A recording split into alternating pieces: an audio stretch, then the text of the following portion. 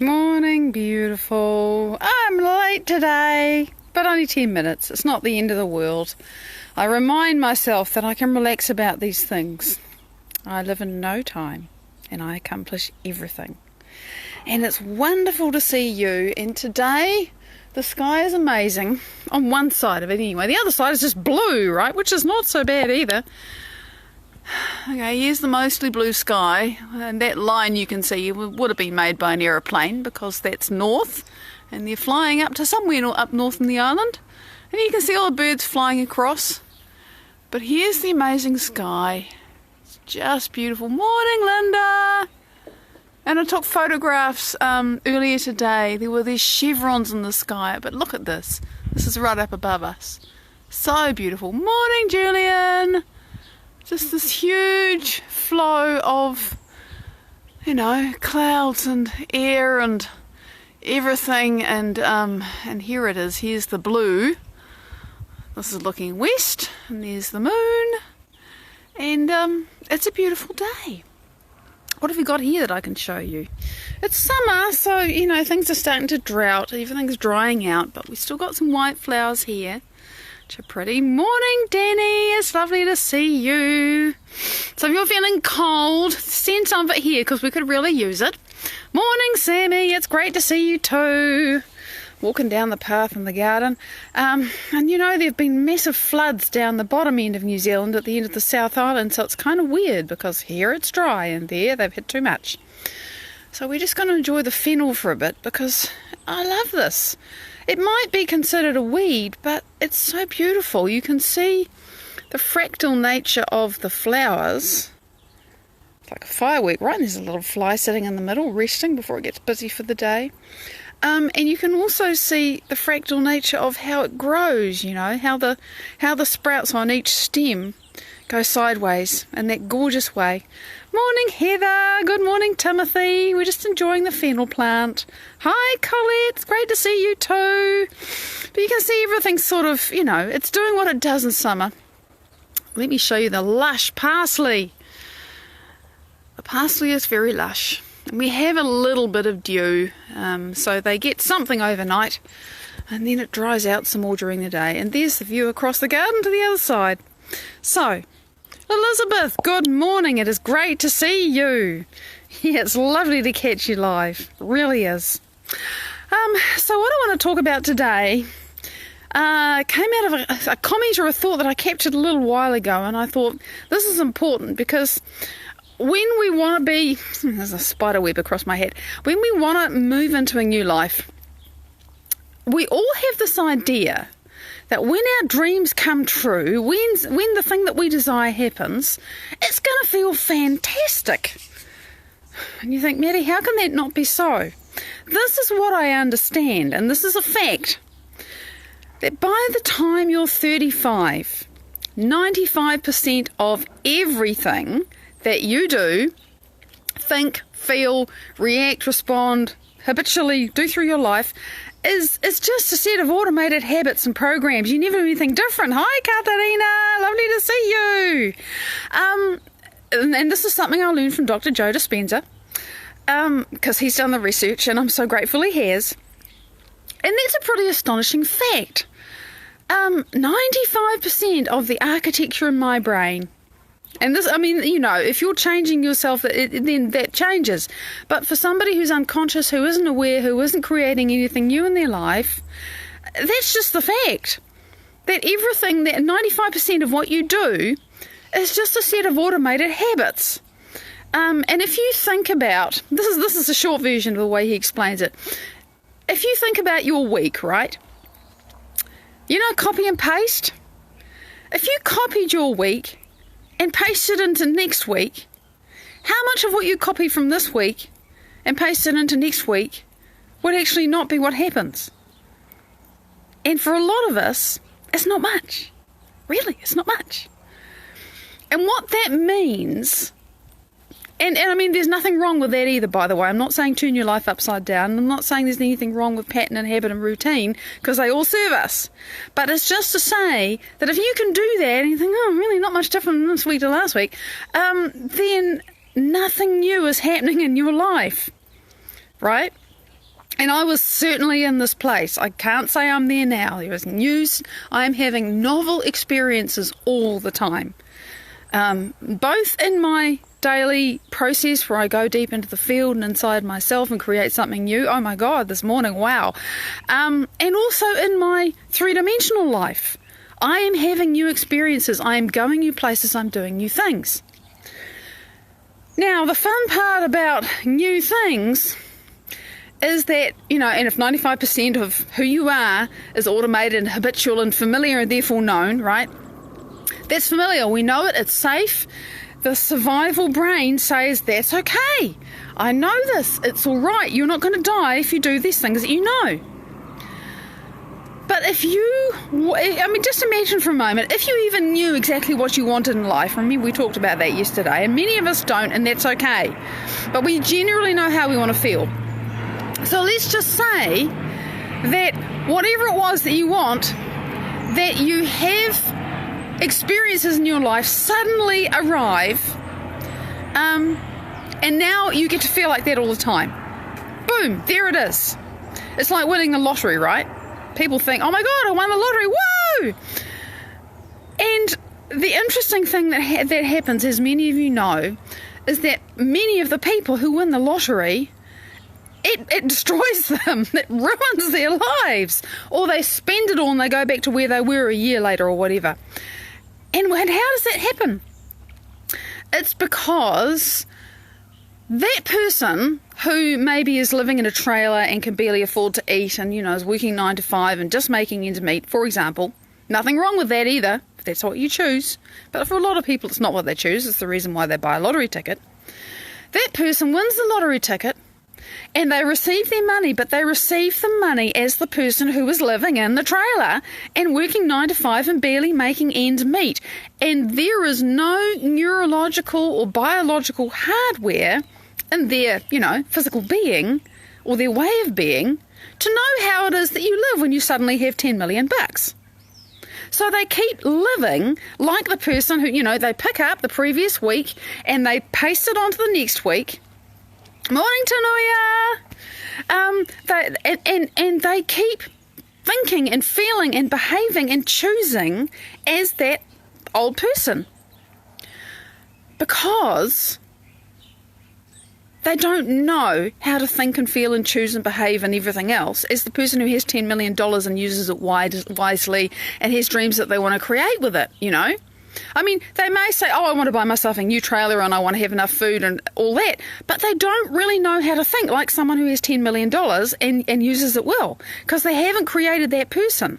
And more than that, if you could take a syringe, and stick it inside your favourite rich person's mind that you really like the way they show up and how they live in the world and what they give and do and all that, if you could take that state of mind out and stick it like a syringe and pump it into that person's head, that new way of being would be scary, weird, strange, in other words, unfamiliar, to that person who their whole life, perhaps, or a lot of their life, has lived in a trailer and worked 9 to 5 and not had very much money. We are not used to being who we're not used to being. Which is why, if all your dreams suddenly come true and you don't know who you are, when your dreams suddenly come true, it can scare the shit out of you. Or at the very least, you can actually reject it. You can go, oh wow, this is amazing. But then your old self will surface again after weeks or months or however long it takes, and you will go back to what is familiar. That is what we do, and we've all seen it happen. Perhaps more relatable example is the person who has a job that they hate, and they're miserable and they don't appreciate anything and they're grumpy, they're resistant, blah, blah, blah, blah, blah. And they think, I really need to get a new job. And they get a new job and it's a really good new job and they go to that new job and for 4 to 6 weeks or two months or whatever it is, they're excited. Hi, Tracy! Morning!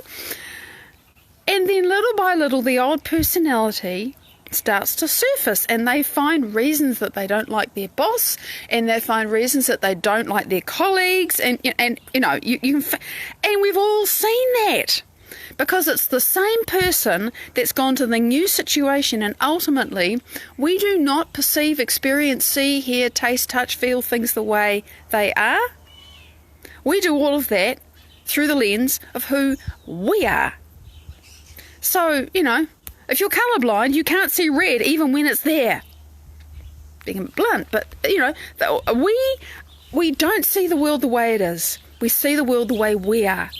And so if I am resentful and resistant and I have problems with authority because I've been abused or whatever, and I don't like taking orders and I don't like collaborating with people or whatever the problem was, and my colleagues, they just won't work with me and they don't like me and they're nasty and they snob me or whatever. If I don't become a different person, when I go to that new job, I'm going to have the same problems within, however long it takes. The same me is in that job, so I'm going to create the same problems.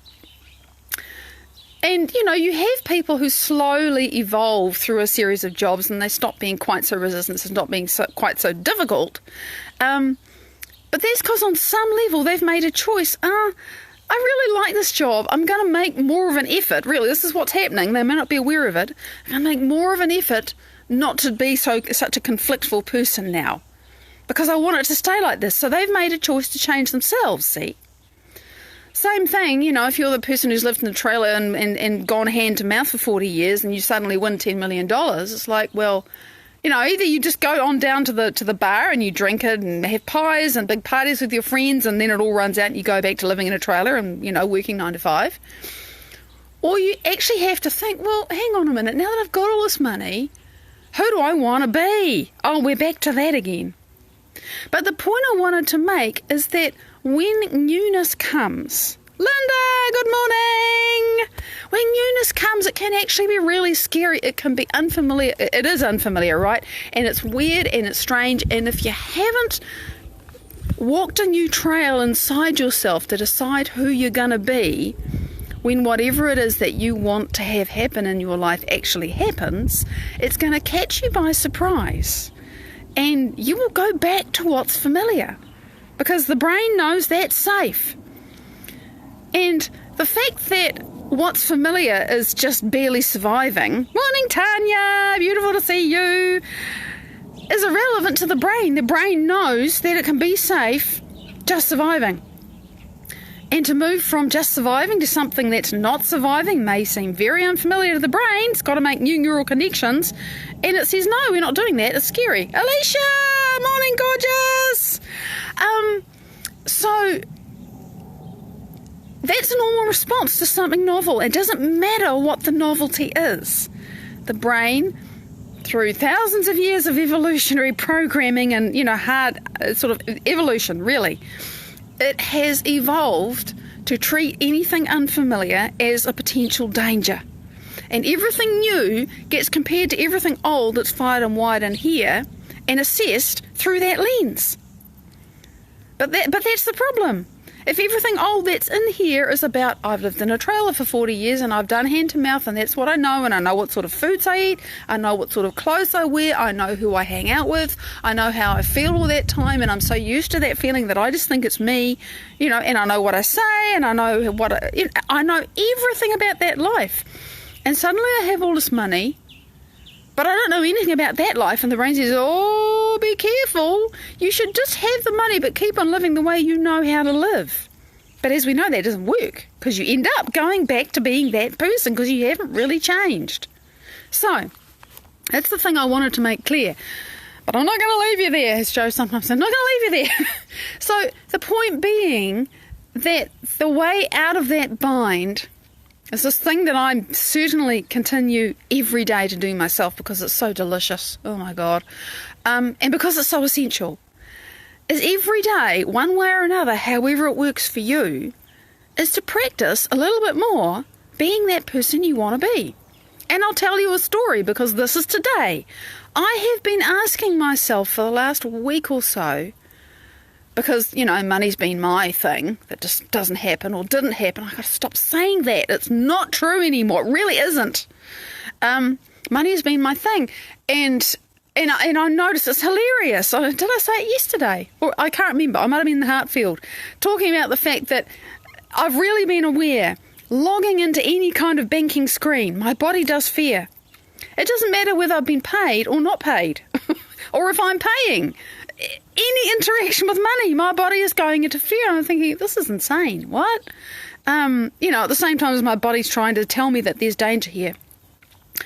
And I think this is a direct correlation with the fact that about a week ago I decided to start really exploring who I am when I am abundance itself. Which is like, what the hell is that? If I'm abundance itself. What? I didn't know. I just decided that I really wanted to know what it's like to be abundance itself. And a couple of days ago, I know I told you this, the word plenty came in my meditation. Oh my God, I'd completely forgotten that word. So being abundance itself is something about plenty, right? Not having plenty. There's no having in here. It's about being plenty. Okay. Today, in this space where I was actually in my meditation space, very deep, all the resistance gone, thank God, such a relief. Because there's a lot of incoherence been coming up around this. You start knocking on the door of change, you are going to find your resistance. It's going to find you. It has to. You've got to move through it. So there it's been. And I was sitting in the quantum space, actually being a completely different self, and that's a whole nother story. But aware that I'm in this new state of being, completely different body, completely different self, completely different universe. But nonetheless, in front of my screen, looking at the money and, and feeling nothing, really, just love and wholeness, such completeness, and such, this is me, really. It's not that it's got nothing to do with me or anything to do with this, it's just more of me, whatever. And the thought that came in was, being abundance itself is actually realizing that I'm the source of everything. And in that space, I knew that meant, and I saw myself, I felt I was there, right? I was there in that space, thinking these loving thoughts and seeing the numbers go up and down on the screen. Notice up and down. It didn't matter. It was a loving thought. The money goes up. There's money coming in. It was a loving thought. There's money going out. Money comes in. Money goes out. It's all the same. It's all me. And I just think it, and it's beyond effortless. It's just who I am. And that was such a powerful experience. It's so real to me. My brain is still processing it. My body is still processing it. I've never felt like that around money ever in my entire life. Never. And it's brand new, completely novel. And because it's completely novel and because it was emotionally very powerful, it was very powerful in the fact that it was so peaceful. My brain is paying heaps of attention to that, and I'm still processing it. And my body, I could have laid down for half an hour afterwards. I was running late, so I had no time. So my walk became my integration time, and I did that gently. That is a novel experience that I will not forget, because it's so real. And you see, that is another piece of me becoming abundance itself. It's powerful. That's me carving a path through my own neurology and my own biology to become someone else. And when I'm deep in theta, which I know I was, when I'm deep in the state where I can access these parts of myself, the chatter and the resistance and the fear and it goes away. But even if the chatter and the resistance is still there, which I'm sure sooner or later it'll be back today, and that's normal. Now I know who that self is a bit more, so I can walk the path in my three-dimensional body and being and self now to that space a little bit more. So I'm practicing that person in advance of having so much resource that I'm sitting in front of my bank account and I refresh the page and the money's gone up. That's what I'm starting to fire and wire as a reality in my being. It's weird, but it's perfect. And it gives me a chance to become that person in advance of the event. I don't know how it's going to happen. And right now, I just don't care. I don't need to know. Because if I'm abundance itself, I'm the source of it all. And I think, and there it is. I feel, I love, and there it is. It's crazy, right? But that's what I'm experiencing. And right now, it's blissful. It is Friday, isn't it? Every Friday I say that. It's like, it is Friday. Yes, I know it's Friday. Which means, we're not out of time. I've still got another 3 minutes to celebrate you. So, this business of rehearsing who we are, it goes beyond visual. Sorry, I know how noisy that is on the recording. It goes beyond visualization. We've got to become it, and you've got to find a way to get that deep into yourself to do it.